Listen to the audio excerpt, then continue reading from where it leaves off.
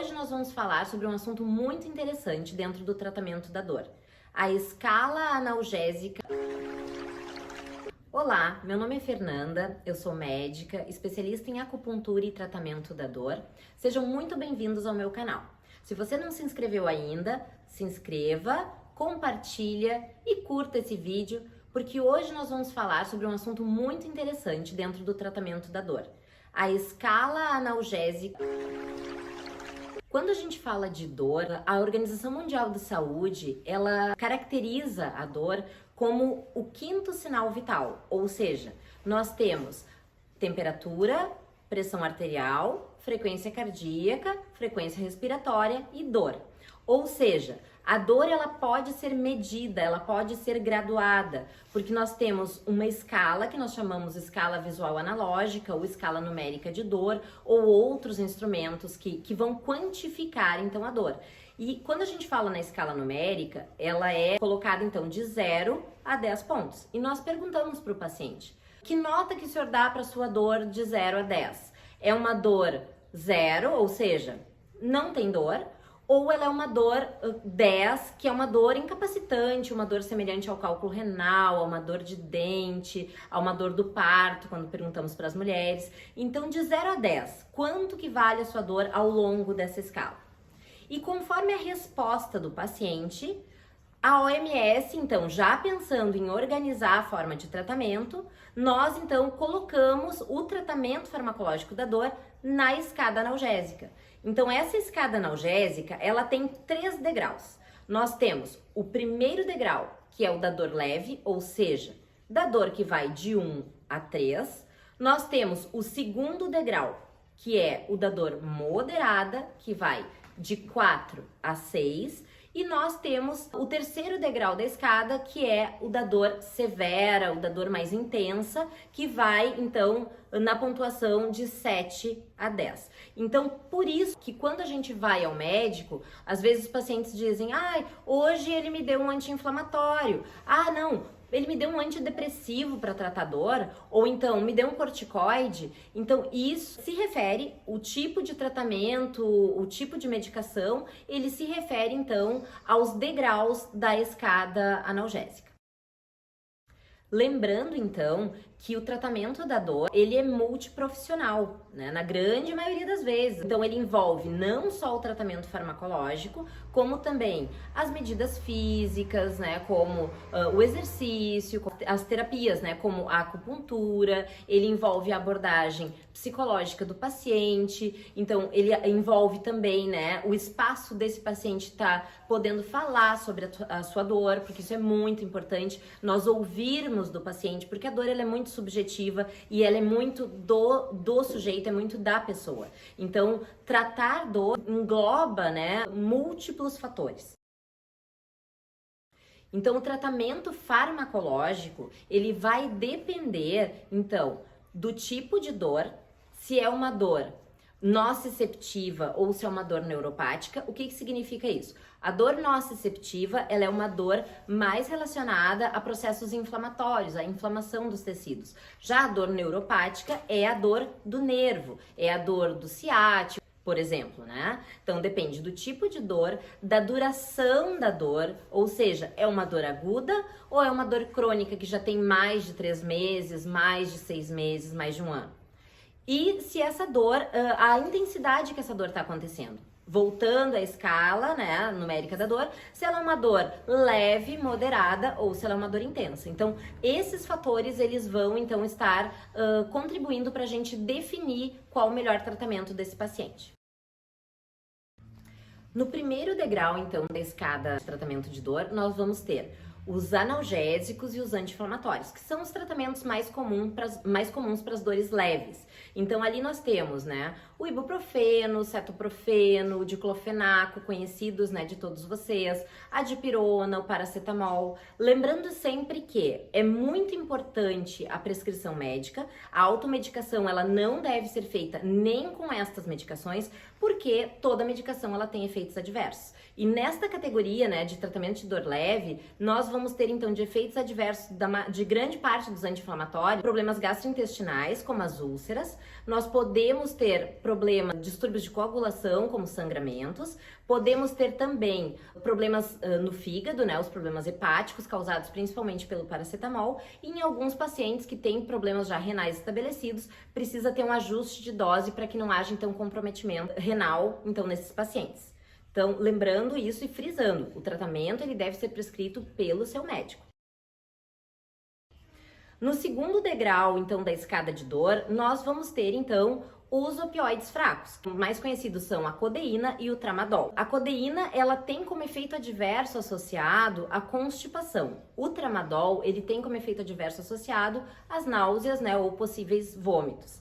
Essas medicações, elas somente são vendidas com receita controlada. Uma mesma classe de medicamento, ela não deve ser sobreposta, ou seja, eu nunca devo usar, a não ser que seja sob orientação médica, 2 anti-inflamatórios ao mesmo tempo, eu nunca devo usar 2 opioides fracos ao mesmo tempo, por exemplo, a codeína num horário, o tramadol num outro horário. Então, eles podem se complementar, ou seja, eu posso usar um opioide fraco associado a um anti-inflamatório, ou seja, segundo degrau com primeiro degrau, mas não 2 medicamentos do mesmo degrau, porque aí a gente pode ter soma de efeito adverso sem soma de resultado de analgesia. E no terceiro degrau, nós vamos ter então os opioides fortes, onde a morfina é o principal representante. Além dela, nós temos outros, nós temos a buprenorfina, nós temos a metadona, nós temos a oxicodona. Temos vias de administração dessas medicações diferentes, nós temos via oral, nós temos via transdérmica, né, que são os adesivos, nós vamos ter a via subcutânea, a via endovenosa. Então existe uma gama muito grande de opções de tratamento com esses opioides fortes. É claro que esses opioides fortes, eles precisam de uma receita amarela, né, que é uma receita especial para serem prescritos, né, pelos riscos associados. Então, nós temos também efeitos adversos, né, que conforme a dose vão estar associados a esses medicamentos. E nós temos, principalmente com relação à morfina, vários mitos e verdades que a gente vai estar falando daqui a pouquinho. Além dos degraus dessa escada, que são muito bem postos, como primeiro, segundo e terceiro, nós vamos ter como base da escada analgésica medicações que elas vão flutuar entre o primeiro, entre o segundo e entre o terceiro degraus, que a gente chama de medicamentos adjuvantes. Os medicamentos adjuvantes mais conhecidos são os corticoides, os antidepressivos e os anticonvulsivantes. Por isso que muitas vezes o paciente vai à consulta, né, sai com a receita do anticonvulsivante.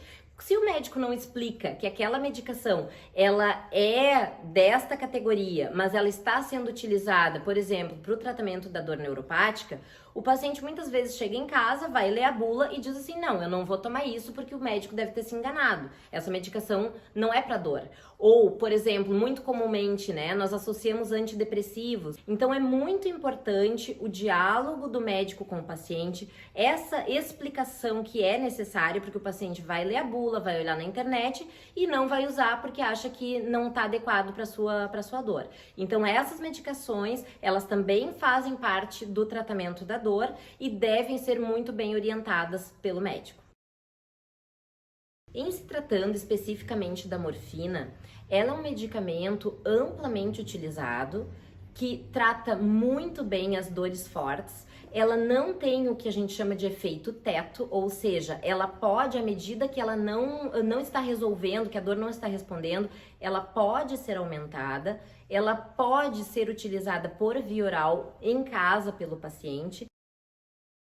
Mas para que a morfina serve? Muitos pacientes, eles têm esse questionamento. Me prescreveu morfina, nossa, eu vou morrer, né? Ou eu estou em estágio terminal, ou a morfina foi prescrita que é para eu apagar. E na verdade, a morfina ela tem indicações específicas em que ela funciona muito bem. Como, por exemplo, no edema agudo de pulmão, para o paciente no infarto. Ela funciona muito bem no paciente cirúrgico, né, no pós-operatório, no paciente que é vítima de trauma, no politraumatizado, no paciente que teve alguma fratura. Quando está se tratando, está se investigando uma dor visceral, um abdômen agudo, né, uma apendicite em que o paciente tem muita dor, ou uma torção de alça de intestino, por exemplo. Então, nestes casos de dor abdominal intensa, de trauma, sintomas cardíacos graves, a morfina tem um papel fundamental. Vão ter, né, queixas que a morfina não vai responder. Vocês podem colocar aqui embaixo nos comentários: ah, mas eu tive uma crise de enxaqueca, tomei morfina e não respondeu. Porque ela precisa ser prescrita conforme o tipo de dor que o paciente tem. Agora nós vamos falar um pouquinho sobre os mitos e verdades a respeito da morfina. Então, primeira colocação: a morfina é perigosa. Isso será mito ou será verdade? Isso é mito, pessoal. A morfina, quando bem titulada, quando bem prescrita, nas doses adequadas, ela não é perigosa. Ela pode causar, em doses mais altas e por outras vias de administração que não a via oral, ela pode, e existe o risco dela causar depressão respiratória. Mas isso depende da condição prévia do paciente, depende muito da quantidade de morfina administrada e, quando bem prescrita, isso não vai ocorrer. A morfina por via oral, ela não faz efeito, que ela precisa ser administrada por via endovenosa ou via subcutânea. Será mito ou será verdade? Mito, pessoal. A morfina por via oral, na dose adequada, ela tem um efeito muito semelhante à morfina indicada por outras vias. A questão é que às vezes o paciente não tem condições de ingerir por via oral e aí se faz a administração então por outra via. Mas em casa, no domicílio, que necessita desse tratamento, mas que o paciente não está hospitalizado, ela pode sim e ela é muito eficaz utilizada por via oral. Terceiro mito ou verdade: a morfina é para quem está morrendo. A morfina é para quem tem dor forte, conforme a nossa escada analgésica. Ela é utilizada em cuidados paliativos também, mas não somente nesses casos. Se você gostou desse vídeo, compartilha, porque você vai ajudar a outras pessoas a desmistificar o uso da morfina e também a seguir o tratamento, seguir a prescrição do seu médico. Se você gostou, então, deixe seu like, compartilha, se inscreve no canal, porque toda semana nós vamos estar com vídeos novos para ajudar você a viver com mais qualidade de vida e com menos dor.